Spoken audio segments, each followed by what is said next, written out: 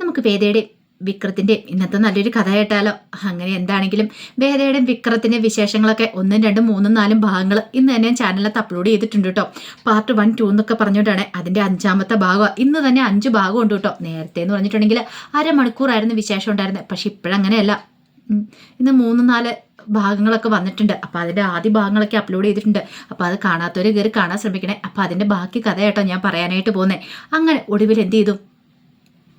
വിക്രം ജയിലിൽ വിക്രത്തിൻ്റെ സഹതാടകനായ രാഘവൻ ചേട്ടനുമായിട്ട് സംസാരിക്കുകയാണ്. ആ സമയത്ത് രാഘവൻ ചേട്ടൻ പറഞ്ഞു, വിക്രം നിനക്ക് എൻ്റെ കഥ അറിയാമെന്ന് ചോദിച്ചു. ഇത് കേട്ട് കഴിഞ്ഞപ്പോഴത്തേനും വിക്രം പറഞ്ഞു, ഇല്ല, ഞാൻ ആദ്യം എന്നാന്നറിയാവോ മോഷ്ടിക്കാൻ ഇറങ്ങിയത്? ശരിക്കും ഞാൻ മോഷണ കുറ്റത്തിനാ ജയിലിൽ വന്ന് കിടന്നുകൊണ്ടിരുന്നേ. ആദ്യമായിട്ട് ഞാൻ മോഷ്ടിച്ച എന്താണെന്നറിയോ? അമ്മയുടെ കെട്ടുതാലിയാന്ന് പറഞ്ഞു. താലിമാലയോ? അതെ, പക്ഷേ അത് മോഷ്ടിച്ചത് അമ്മയുടെ അടുത്തുനിന്നല്ലാന്ന് പറഞ്ഞു. ഒന്നും മനസ്സിലായില്ല വിക്രത്തിന്. അപ്പോഴാണ് രാഘവൻ ചേട്ടൻ ആ കഥ പറയുന്നത്. എൻ്റെ അച്ഛനും അമ്മയും തമ്മിൽ വഴക്കുണ്ടാക്കാറുണ്ട്. കാരണം അച്ഛൻ്റെ മദ്യപാനമാണ്. അച്ഛൻ്റെ മദ്യപാനം കാരണം അമ്മ മടുത്തു പോയിട്ടുണ്ടായിരുന്നു. അങ്ങനെ മദ്യപിച്ച് വന്നിട്ട് ദിവസം അച്ഛൻ അമ്മയുടെ കഴുത്തിൽ നിന്ന് താലിമാല പൊട്ടിച്ച് അടുത്ത വീട്ടിലെ മോഹൻ ചേട്ടൻ്റെ, അതായത് പണയമൊക്കെ എടുക്കുന്ന ആളാണ്, അയാളുടെ വീട്ടിൽ കൊണ്ടേ വെച്ചു പൈസ മേടിച്ചെടുത്തു. എനിക്കാണെങ്കിൽ സഹിക്കാൻ പറ്റുന്നുണ്ടായിരുന്നില്ല. കാരണം അമ്മയ്ക്കാണെങ്കിൽ മോഹൻ ചേട്ടൻ്റെ ഭാര്യയുടെ മുഖത്ത് നോക്കാൻ തന്നെ മടിയായിരുന്നു. അമ്മയുടെ വിഷമം എന്നെ വല്ലാതെ ബുദ്ധിമുട്ടിച്ചു. ഞാൻ എന്ത് ചെയ്തു? ആ മാല ആ വീട്ടിൽ നിന്ന് മോഷ്ടിക്കാൻ ശ്രമിച്ചു. പക്ഷേ മോഷണ ശ്രമം പാളി. അന്ന് രാത്രി തന്നെ എന്നെ അന്വേഷിച്ച് ആളെത്തി. വീട്ടിൽ പോലീസും കാര്യങ്ങളൊക്കെ എത്തി. അതെങ്ങനെയാന്ന് വെച്ചിട്ടുണ്ടെങ്കിൽ അവർ കൊണ്ട് കേസ് കൊടുത്ത് അയാളുടെ ഭാര്യയുടെ താലിമാല ഞാൻ പൊട്ടിച്ചെന്നും പറഞ്ഞുകൊണ്ടായിരുന്നു. പക്ഷേ എന്ത് ചെയ്യാൻ പറ്റും? ദൗർഭാഗ്യവശാൽ സ്വന്തം പെറ്റമ്മ പോലും എൻ്റെ കൂടെ നിന്നില്ല എന്ന് പറഞ്ഞു. അതെന്താ? അല്ല, അമ്മയുടെ മാലയല്ലേ മോഷ്ടിച്ചേ? അത് ശരി തന്നെയാ. പക്ഷേ എങ്കിൽ അമ്മ മൊഴി കൊടുത്ത് അമ്മയുടെ താലിമാല മോഷണം പോയിട്ടില്ലെന്നായിരുന്നു. എന്ത് ചെയ്യാൻ പറ്റും? അങ്ങനെ പോലീസ് എന്നെ പിടികൂടി. ഞാനാ ഒറ്റ രാത്രി കൊണ്ട് കള്ളനായെന്ന് പറഞ്ഞു. അല്ല, എന്നിട്ട് അമ്മയോട് കാര്യങ്ങൾ പറഞ്ഞില്ലേ? അമ്മ എന്നെ ജയിലിൽ കാണാൻ വന്നിട്ട് പറഞ്ഞു. അച്ഛൻ പറഞ്ഞുകൊണ്ട് അമ്മ എങ്ങനെ ചെയ്തേന്ന്. ഒരു പക്ഷേ അച്ഛനോട് പൈസ അയാളെ തിരികെ ചോദിച്ചു കാണുമായിരിക്കും. പെട്ടെന്ന് തന്നെ തിരികെ കൊടുക്കാൻ പറഞ്ഞു കാണും. അല്ലെങ്കിൽ എന്തേലും പറഞ്ഞ് അച്ഛൻ അമ്മയെ ഭീഷണിപ്പെടുത്തിയിട്ടുണ്ടായിരിക്കും. അതുകൊണ്ടാണ് അമ്മ അങ്ങനെ പറഞ്ഞേന്ന്. പക്ഷെ അന്ന് മുതൽ ഞാൻ മോഷ്ടാവെന്നുള്ള പേര് കേട്ടു. എന്ത് ചെയ്യാനാന്ന് പറ? നമ്മളെ ഇങ്ങനെ അന്വേഷിക്കാനും പറയാനൊക്കെ ആരെങ്കിലും ഉണ്ടോ ഇന്നത്തെ കാലത്ത്? പക്ഷേ വിക്രം, നിനക്കങ്ങനെയല്ല. നിനക്കെല്ലാവരും ഉണ്ടല്ലോ. ഇത് കേട്ട് കഴിഞ്ഞപ്പോൾ വിക്രം പറഞ്ഞു, അതെ, ഇടയ്ക്ക് ഈ പറയുന്ന രാഘവൻ ചേട്ടനെ കാണാനായിട്ട് അമ്മൂമ്മ വരുമല്ലോ. എന്തൊരു ചുറുചുറുക്ക ആൾക്ക്. കഴിഞ്ഞ ആഴ്ചയും കൂടെ വന്നിട്ട് പോയതല്ലേ ഉള്ളൂ. അതെൻ്റെ അമ്മാമ്മയൊന്നും അല്ലെന്ന് പറഞ്ഞു. പിന്നെയോ? അതൊരു മോഷണം മുതലാന്ന് പറഞ്ഞു. മോഷണം മുതലോ? അപ്പോഴാണ് രാഘവൻ ചേട്ടനെ കഥ പറയണത്. ഞാൻ പറഞ്ഞല്ലോ, ഞാൻ പിന്നീട് മോഷ്ടിക്കാൻ ഇറങ്ങിയത്. എനിക്ക് മോഷണം മാത്രമേ അറിയുണ്ടായിരുന്നുള്ളൂ. എൻ്റെ പെങ്ങളുടെ കല്യാണാവശ്യത്തിന്, അച്ഛൻ്റെ സർജറിക്ക്, പിന്നെ അമ്മയ്ക്കും മരുന്ന് വാങ്ങാൻ, അങ്ങനെ 100 ആവശ്യങ്ങൾക്ക് വേണ്ടി ഞാൻ മോഷ്ടിച്ചുകൊണ്ടിരുന്നു. എന്ത് ചെയ്യാനാ? എനിക്ക് വേറൊരു നിവൃത്തി ഉണ്ടായിരുന്നില്ല. കുറച്ച് നാൾ കഴിഞ്ഞ് കഴിഞ്ഞപ്പോഴത്തേനും വീട്ടിലാണെങ്കിൽ വയ്യാതിരിക്കുന്ന ദിവസം മോഷ്ടിക്കാനായിട്ട് ഞാനൊരു യൂറോപ്യൻകാരൻ്റെ വീട്ടിലേക്ക് ഇന്ന് കയറി. അവിടെ പ്രായമായ അമ്മ മാത്രമേ ഉണ്ടായിരുന്നുള്ളൂ. ഞാൻ അവിടെ നോക്കിക്കഴിഞ്ഞപ്പോൾ ഒന്നും മോഷ്ടിക്കാൻ പറ്റുന്നില്ല. എല്ലാം പൂട്ടി വെച്ചിരിക്കുക. അലമാരി ഒന്നും തുറക്കാൻ പറ്റുന്നില്ല. അപ്പോഴാണ് അവിടെ നിന്നൊരു അശരീരി കേട്ടത്. മോനെ, അവിടെ ഒന്നും നോക്കിയിട്ട് കാര്യമില്ല, ഒന്നും മോഷ്ടിക്കാൻ പറ്റില്ല. കാരണം അതെല്ലാം പൂട്ടി വെച്ചിരിക്കുക. ഇവിടെ ഞാനെന്നൊരു വിഗ്രഹം മാത്രമേ ഉള്ളെന്ന് പറഞ്ഞു. അത് കേട്ട് കഴിഞ്ഞപ്പോൾ ഞാൻ ഞെട്ടിപ്പോയി. നോക്കിക്കഴിഞ്ഞപ്പോൾ ഒരമ്മൂമ്മ, അതെ, ഞാൻ മാത്രമേ ഇവിടെ ഉള്ളൂ. പിന്നെ എന്നെ സേവിക്കാനായിട്ടും പിന്നെ വീടടിച്ചു വാരാനൊക്കെ ആയിട്ടും ഒരു ജോലിക്കാരി വരും. പിന്നെ എനിക്ക് നിവേദ്യം ഉണ്ടാക്കി തരാനും വരും. എനിക്കതൊക്കെ വെക്കാൻ അറിയത്തില്ലാത്തതുകൊണ്ടല്ല, പക്ഷേ എൻ്റെ മക്കൾ ഏർപ്പാടാക്കിയിരിക്കുന്ന എന്ത് ചെയ്യാൻ പറ്റും? ഞാനെന്ന വിഗ്രഹം മാത്രമേ ഇവിടെ ഉള്ളൂ. എന്നെ മാത്രം മോഷ്ടിച്ചുകൊണ്ട് പോകാൻ പറ്റുള്ളൂ. എന്നിട്ട് എന്താവാനാ? അവരിനോടൊരു കാര്യം ആവശ്യപ്പെട്ടു. അതെ, അവരുടെ മൂലസ്ഥാനത്ത് നിന്ന് അവരെ ഒന്ന് മാറ്റാവോന്ന്. എങ്ങനെയെങ്കിലും എന്നെ ഇവിടെ നിന്ന് മോഷ്ടിച്ചുകൊണ്ട് മോൻ്റെ വീട്ടിലേക്ക് പോകാമെന്ന് ചോദിച്ചു. പിന്നെ ഞാനൊന്നും നോക്കിയില്ല. അവരെ നേരെ എൻ്റെ വീട്ടിലേക്ക് കൊണ്ടുവന്നു. എന്നിട്ട് എന്തായി? പ്രശ്നമായില്ലേ? എന്ത് ചെയ്യാനാ? പക്ഷേങ്കിലേ നമ്മുടെ CCTV അമ്മ നമ്മളെ അങ്ങോട്ട് ചതിച്ചു. അമ്മാമ്മനെയും കൊണ്ടുപോയിരുന്ന അമ്മാമ്മയുടെ മക്കൾ കണ്ടു CCTVക്കകത്തൂടെ. അവർ കൊണ്ട് പരാതി കൊടുത്തു. അവർ പരാതി കൊടുത്ത് എന്തിനാണെന്നറിയാമോ? അമ്മാമ്മയുടെ കഴുത്തിലൊരു 10 പവൻ്റെ മാല ഉണ്ടായിരുന്നു. അത് ഞാൻ മോഷ്ടിക്കാനായിട്ട് ശ്രമിച്ചെന്ന് പറഞ്ഞു കൊണ്ട് പരാതി കൊടുത്തു. ഒടുവിൽ പോലീസുകാർ വന്നു കഴിഞ്ഞപ്പോൾ അമ്മാമ്മ ആ മാല പൊട്ടിച്ച് അവരുടെ മുഖത്തേക്കും വലിച്ചെറിഞ്ഞു. എന്നിട്ട് എന്നോടൊപ്പം ജീവിതം തുടങ്ങിയെന്ന് പറഞ്ഞു. ആഹാ, അത് കൊള്ളാലോ. ഭയങ്കര ഇൻട്രസ്റ്റ് ആയിട്ട് വിക്രം ഇങ്ങനെ കേട്ടോണ്ടിരിക്കുകയാണ്. അപ്പോഴേക്കും രാഘവൻ ചേട്ടൻ പറഞ്ഞു, അന്ന് മുതൽ ആ അമ്മാമ്മ എന്നോടൊപ്പം ഉണ്ട്. എന്നിട്ട് പിന്നെ എന്താ സംഭവിച്ചേ? ഇപ്പോഴും കാണാൻ വരുന്നുണ്ടല്ലോ. ഇപ്പോഴും കൂടെ തന്നെയാണോ? എൻ്റെ അമ്മ വയ്യാതെ കിടന്ന സമയത്ത് അമ്മാമ്മയെ നോക്കിയത്. എല്ലാ കാര്യങ്ങളും അമ്മാമ്മ തന്നെ നോക്കിയത്. അവൻ മരിക്കുന്നോളം വരെയൊക്കെ ഉണ്ടായിരുന്നു, ഇപ്പോഴും ഉണ്ട്. പിന്നെ പറഞ്ഞിട്ട് കാര്യമൊന്നുമില്ല, ചിലർക്ക് ചില ഇതാണല്ലോ. അല്ല ഇപ്പോഴെന്തിനാ വീണ്ടും മോഷ്ടിക്കാൻ ഇറങ്ങിയെന്ന് ചോദിച്ചു.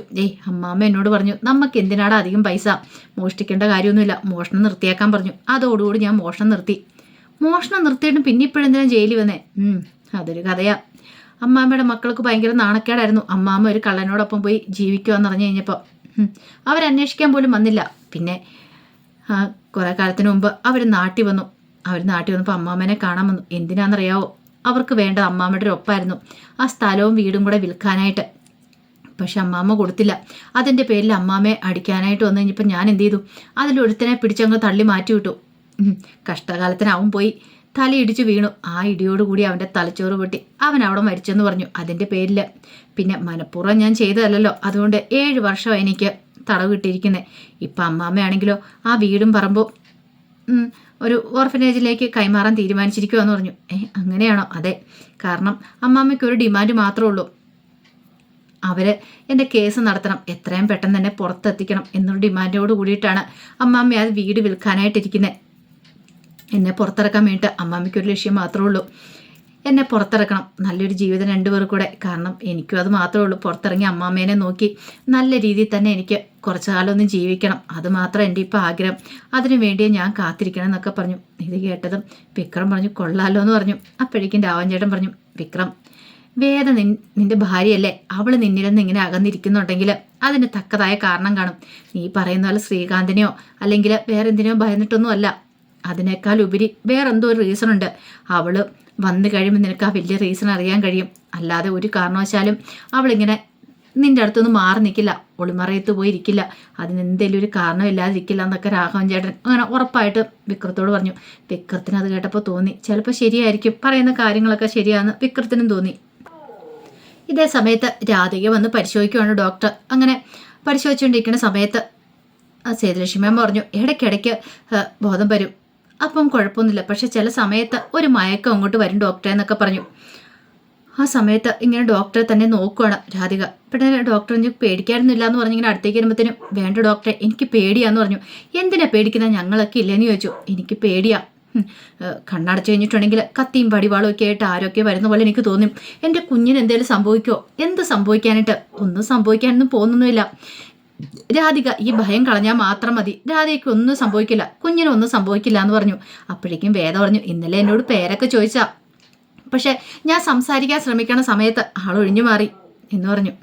അത് കേട്ടപ്പം സേതുലക്ഷ്മി പറഞ്ഞു, ഇടയ്ക്കിടയ്ക്ക് ഇങ്ങനെയാ, പറഞ്ഞിട്ട് കാര്യമൊന്നും ഇല്ലയെന്ന് പറഞ്ഞു. അപ്പോഴേക്കും ഡോക്ടർ ചോദിച്ചു, അല്ല തരുൺ വന്നില്ലേന്ന് ചോദിച്ചു. വരും, ബോംബേഴ്സിൻ്റെ പിന്നാലെ ആയിരിക്കും അല്ലേ? അതെ, ചിലപ്പോൾ ഇന്ന് വരും, എന്നാലും അവനെ ഓരോ അരമണിക്കൂർ ഇടവിട്ട് വിശേഷങ്ങളൊക്കെ വിളിച്ചു ചോദിക്കുന്നുണ്ട് രാധികയുടെ, അതുകൊണ്ട് ആ കാര്യത്തിലൊന്നും ഒരു ഭയമില്ല എന്ന് പറഞ്ഞു. എങ്കിൽ ശരി, അല്ല വേദയ്ക്ക് വേറെ പ്രശ്നമൊന്നും ഇല്ലോ അല്ലേന്ന് ചോദിച്ചു വേദയോട്. എനിക്ക് ഒരു കുഴപ്പമില്ല ഡോക്ടറെ. അങ്ങനെ ഡോക്ടർ അങ്ങോട്ട് പുറത്തേക്ക് പോയി. ഈ സമയത്ത് രാധികയ്ക്ക് ആ സെയിം ഇഞ്ചക്ഷൻ തന്നെ എടുക്കാനാണ് ഡോക്ടർ നിർദ്ദേശിച്ചത്. അപ്പോഴേക്കും അരുണ സിസ്റ്റർ എന്ത് ചെയ്തു, ആ ഇഞ്ചക്ഷനൊക്കെ എടുക്കാൻ തുടങ്ങുകയാണ്. പിന്നീട് സേതുലക്ഷ്മിയോട് പറഞ്ഞു, ചിലപ്പോൾ ഇത്തിരി കഴിയുമ്പോഴത്തേനും ഒരു മയക്കം ഉണ്ടാവുമെന്ന് പറഞ്ഞു. അതിനുശേഷമാണ് സിസ്റ്റർ ആ കാര്യം പറയണേ. അതെ, വേദയുടെ പേര് ചേഞ്ച് ചെയ്യുന്ന കാര്യം ഞാൻ ഡോക്ടറുമായിട്ട് സംസാരിച്ചിട്ടുണ്ടായിരുന്നു. അപ്പോൾ ഡോക്ടർ എന്തിനാ ഏതാന്നൊക്കെ ചോദിച്ചു. അപ്പോൾ സേതുലക്ഷ്മി അമ്മ കൊടുത്ത നിർദ്ദേശമാണ്, വേദ ഒരാൾ അന്വേഷിച്ച് വരുന്നുണ്ട്, അപ്പോൾ അത് ഡേഞ്ചറാണ്, അപ്പോൾ വേദയുടെ പേര് റെക്കോർഡിക്കലി മാറ്റുവാണെങ്കിൽ കുഴപ്പമില്ലല്ലോ, അപ്പോൾ അങ്ങനെ പേര് മാറ്റാൻ നിർദ്ദേശിച്ചിട്ടുണ്ടായിരുന്നു. അപ്പോൾ സേതുലക്ഷ്മി അമ്മ വേദയ്ക്ക് സപ്പോർട്ടാണ്, അതുപോലെ തന്നെ അരുണ സിസ്റ്ററും. അങ്ങനെ ഒടുവിൽ അരുണ സിസ്റ്റർ പറഞ്ഞു, ഡോക്ടറോട് ഞാൻ കാര്യങ്ങളൊക്കെ പറയേണ്ടി വന്നു. എല്ലാ കാര്യങ്ങളും പറഞ്ഞു എന്ന് സേതുലക്ഷ്മി അമ്മ ചോദിച്ചു. എല്ലാ കാര്യങ്ങളൊന്നും പറഞ്ഞില്ല, കുറേ കാര്യങ്ങളൊക്കെ പറഞ്ഞു. പിന്നെ സൂപ്രണ്ടിൻ്റെ പെർമിഷൻ കൂടെ വാങ്ങിയിട്ട് വേദയുടെ പേര് ഞാൻ ഇവിടുന്ന് മാറ്റി, പകരം കൂട്ടുകാരുടെ പേര് ശ്രേയ എന്നുള്ള പേരായിട്ടിരിക്കണമെന്ന് പറഞ്ഞു. വേദ പറഞ്ഞു, അല്ല ശ്രേയയ്ക്ക് ഇതിൻ്റെ പേരിൽ എന്തെങ്കിലും പ്രശ്നം ഉണ്ടാവുമോ?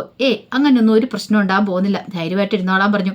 ഇതൊക്കെ അവിടെ ഉണ്ടായിരുന്ന രാധിക കേൾക്കുന്നുണ്ടായിരുന്നു. അപ്പോഴേക്കും സേതുലക്ഷ്മി അമ്മ പറഞ്ഞിട്ട് പറഞ്ഞു, മോളെ രാധികയെ നീ കിടന്നോളാൻ പറഞ്ഞു.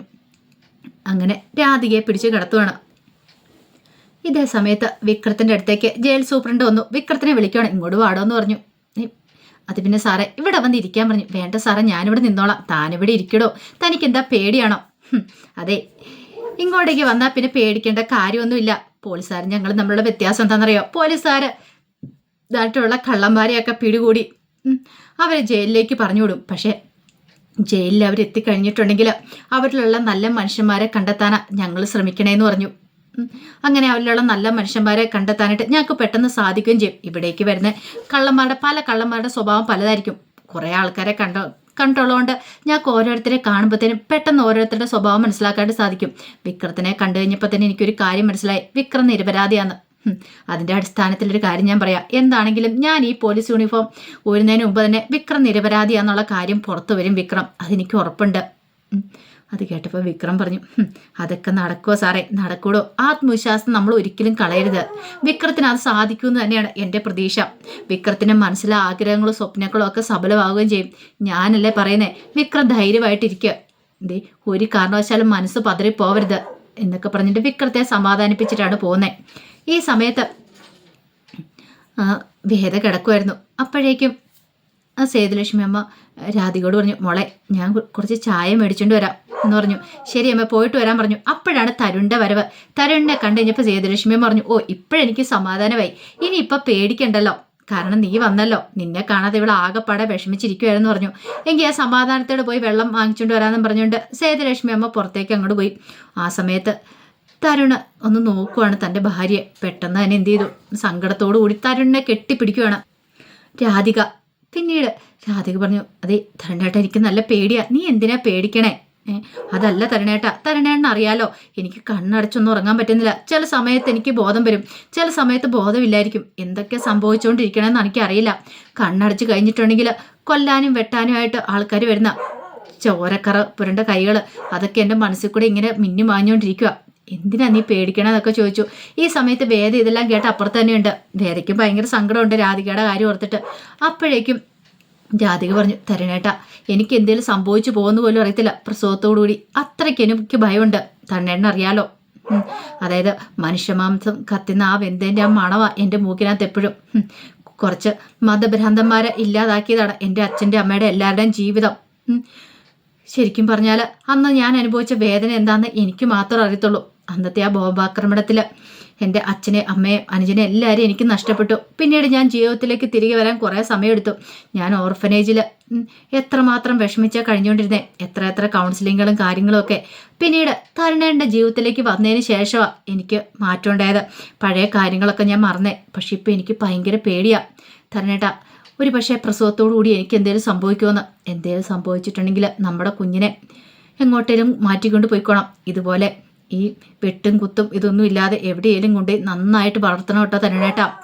അതുകൂടെ പറയുമ്പോഴത്തേനും കണ്ണൊക്കെ നിറഞ്ഞൊഴുകുന്നുണ്ടായിരുന്നു രാധികയുടെ. പെട്ടെന്ന് തരുൺ ചേർത്ത് പിടിച്ചിട്ട് പറഞ്ഞു, അങ്ങനൊന്നും വിഷമിക്കില്ലേ, ഞാനില്ലേ നിൻ്റെ കൂടെ, നീ എന്തിനാ വിഷമിക്കുന്നത്, ധൈര്യമായിട്ടിരിക്കാനൊക്കെ പറഞ്ഞുകൊണ്ട് ചേർത്ത് പിടിച്ചു. അങ്ങനെ രാത്രിയായി കഴിഞ്ഞപ്പോഴത്തേനും വിക്രം നല്ല ഉറക്കത്തിലായിരുന്നു. പെട്ടെന്നാണ് വിക്രത്തിന്റെ സ്വപ്നത്തിലേക്ക് കമല വരുന്നത്. കമല ഇങ്ങനെ അരിയിലേക്ക് വരുക. കമല അരിയിലേക്ക് വന്ന് വിക്രത്തിനെ തൊടാൻ തുടങ്ങിയപ്പോഴത്തേനും പെട്ടെന്ന് കമല അങ്ങോട്ടും പാഞ്ഞു പോവാണ്. വിക്രം ഒരു നിമിഷം ഞെട്ടി എഴുന്നേറ്റു. വിക്രത്തിന് പിന്നെ ഉറങ്ങാനേ പറ്റുന്നുണ്ടായിരുന്നില്ല. അമ്മ ദൂരേക്ക് എവിടേക്കോ പോയതുപോലെ വിക്രത്തിന് മനസ്സിലൊരു തോന്നൽ ഉണ്ടാവുകയാണ്. അപ്പം അതിൻ്റെ കഥകളൊക്കെ എന്ന് കാണുന്നത്. ഇതിൻ്റെ ബാക്കി വിശേഷങ്ങളൊക്കെ ആയിട്ട് നാളെ വരാട്ടോ. അപ്പം മറക്കാതെ എല്ലാവരും കയറി കാണാൻ ശ്രമിക്കണേ. ഇതിൻ്റെ പാർട്ട് 1ഉം 2ഉം, അതായത് അതെല്ലാം ഇന്നത്തെ കഥകൾ തന്നെ കേട്ടോ. ഞാൻ ചാനലിനകത്ത് അപ്ലോഡ് ചെയ്തിട്ടുണ്ട് കേട്ടോ. അപ്പോൾ അതും കൂടെ കാണാൻ ശ്രമിക്കണം കേട്ടോ. ഒരിക്കൽ കൂടി എല്ലാവർക്കും ശുഭദിനം നേർന്നുകൊണ്ട് നിർത്തുന്നു. നന്ദി.